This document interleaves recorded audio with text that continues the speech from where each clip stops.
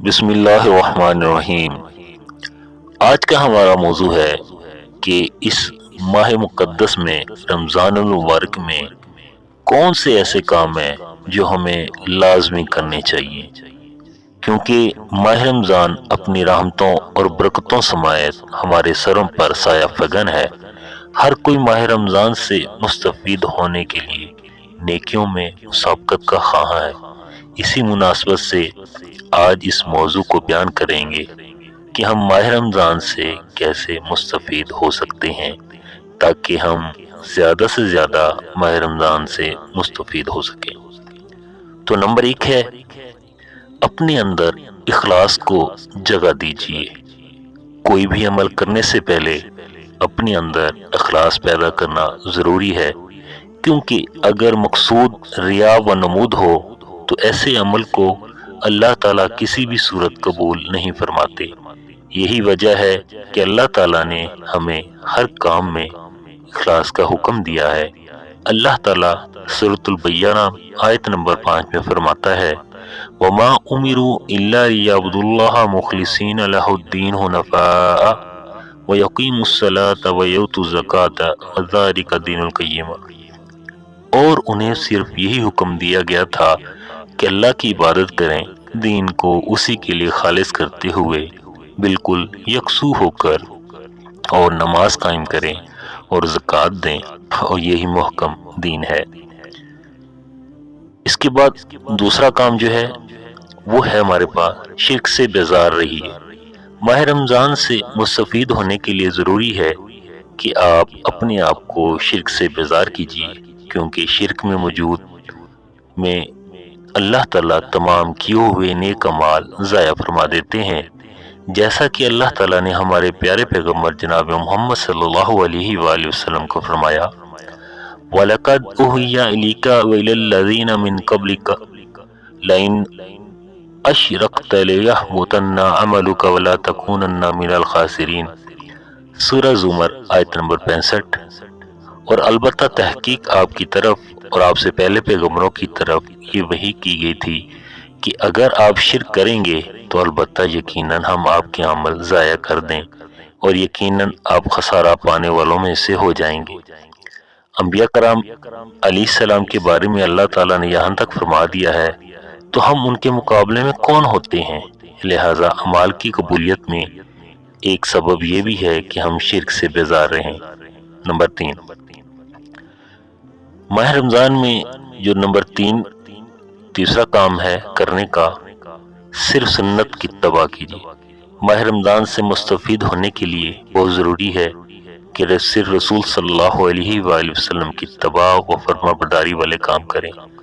نبی کریم صلی اللہ علیہ وآلہ وسلم کے مقابلے کسی ولی، کسی پیر اور وڈیرے کی بات قابل قبول نہیں، جیسے کہ رسول صلی اللہ علیہ وآلہ وسلم کا ارشاد ہے، صحیح مسلم حدیث نمبر 1718 ہے، جس نے بھی کوئی ایسا عمل کیا جو ہمارے طریقے پر نہیں تو وہ عمل مردود ہے۔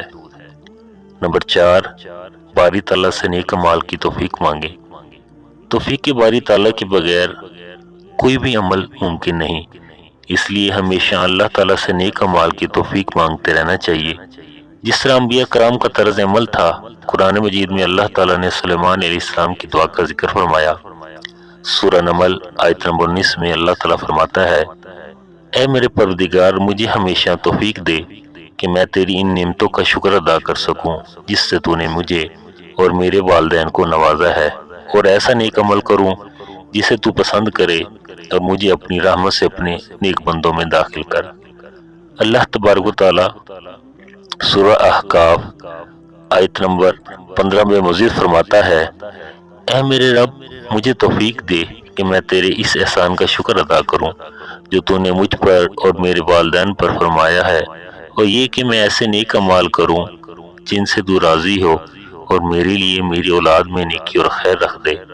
بے شک میں تیری طرف رجوع کرتا ہوں اور میں یقیناً فرمانبرداروں میں سے ہوں۔ اسی طرح رسول صلی اللہ علیہ وآلہ وسلم نے سیدنا معاذ رضی اللہ تعالیٰ کو وصیت فرمائی کہ ہر نماز کے بعد یہ دعا نہ چھوڑنا۔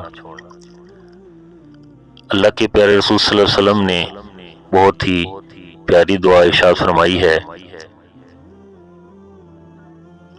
وہ دعا کیا ہے؟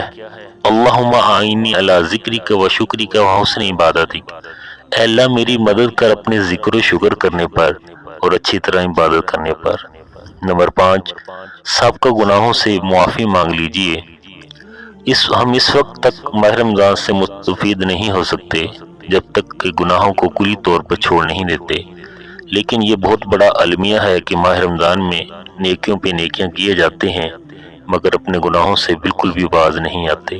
یاد رکھیے، اگر ہم چاہتے ہیں کہ ہماری نیکیاں اللہ کے ہاں قبول ہوں تو ہمیں اپنے گناہوں کو کلی طور پر چھوڑنا ہوگا، بصورت دیگر اللہ تعالی ہمارے اعمال کو قبول نہیں فرمائے گا، جیسے کہ باری تعالیٰ کا ارشاد ہے سورۃ توبہ آیت نمبر 53 میں، کہہ دیجئے تم خوشی یا ناخوشی کسی بھی طرح خرچ کرو، قبول تو ہرگز نہیں کیا جائے گا، یقیناً تم فاسق لوگ ہو۔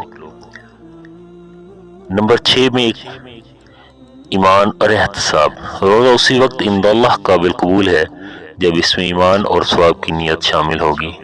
چنانچہ سیدنا ابو ہریرہ رضی اللہ تعالیٰ عنہ سے روایت ہے کہ رسول صلی اللہ علیہ وآلہ وسلم نے ارشاد فرمایا، صحیح بخاری حدیث نمبر 38 اور صحیح مسلم حدیث نمبر 759 میں ہے، جس شخص نے ایمان اور ثواب کی نیت سے رمضان کے روزے رکھے تو اس کے سب کا گناہ بخش دیے جاتے ہیں۔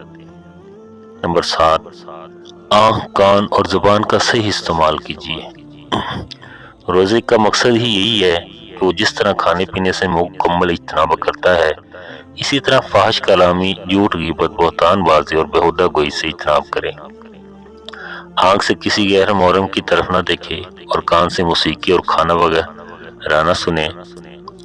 اگر ان باتوں کا ہم نے خیال کر لیا تو دن بھر بھوکا پیاسا رہنا مفید ہوگا، بصورت دیگر دن بھر کا بھوکا پیاسا رہنے کی کوئی ضرورت نہیں۔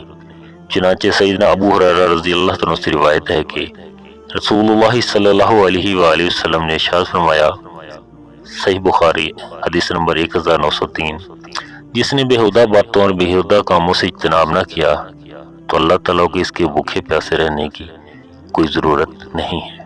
لیکن بہت تعجب کی بات ہے کہ ماہ رمضان میں ہم حلال چیزوں سے تو رک جاتے ہیں مگر حرام چیزوں سے باز نہیں آتے۔ جھوٹ بولنا حرام ہے، غیبت کرنا حرام ہے، بہتان تراشی حرام ہے، گالی دینا حرام ہے، فحش بولنا یا سننا، غیر محرم کی طرف دیکھنا، الغرض ہر وہ کام جس سے شریعت اسلامی نے حرام کیا ہے وہ ہم میں ویسے ہی موجود رہتا ہے، جبکہ ان سے چھٹکارا پانا خود کو بھوکا رکھنے سے زیادہ ضروری ہے۔ تو یہ آج کے موضوع کے 7 کام ایسے تھے جو کہ ہمیں لازمی ماہ رمضان میں کرنے چاہیے۔ تو اگلے ویڈیو میں، اگلے موضوع میں انشاءاللہ مزید جو کام ہیں، وہ کون سے کام ہیں جو ہمیں ماہ رمضان میں لازمی کرنے چاہیے، اس بارے میں ہم بات چیت کریں گے۔